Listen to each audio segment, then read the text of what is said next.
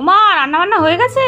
হ্যাঁ একদম কমপ্লিট, সব টেবিলে সুন্দর করে সাজিয়ে দিয়েছি। দেখো প্রথমে গরম গরম একদম সাদা ভাত, তারপরে আছে গরম গরম পেঁয়াজি আর লোটে মাছের বড়া করেছি, একদম মুচমুচে লোটে মাছের বড়া।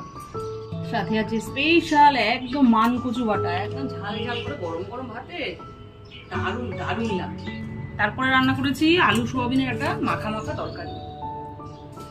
এই সোয়াবিনটা মাখা মাখা করে করেছি, এটা ভাতের সাথেও খেতে ভালো লাগবে, রুটি পরোটার সাথেও খেতে ভালো লাগবে। সাথে আছে ট্যাংরা মাছের ঝোল, আজকে জ্যান্ত ট্যাংরা মাছ এনেছিল, আলু দিয়ে একদম পাতলা জিরে বাটা ধনে পাতা দিয়ে করেছি। এই জ্যান্ত মাছ তো, এই রান্নার মধ্যে কোনো পেঁয়াজ রসুন কিচ্ছু দিই। সব শেষে গোলাপ জামুন। ভাত খাওয়ার পরে একটু মিষ্টি মুখ না হলে কি ঠিক ভাল লাগে? লাস্টে গোলাপ জামুন। এই হচ্ছে আজকে মেনুটা কেমন হচ্ছে তোমরা কমেন্ট করে অবশ্যই জানাবে। আজকের মতো এই পর্যন্ত, আবার দেখা হবে নতুন কোনো ভিডিও। টাটা।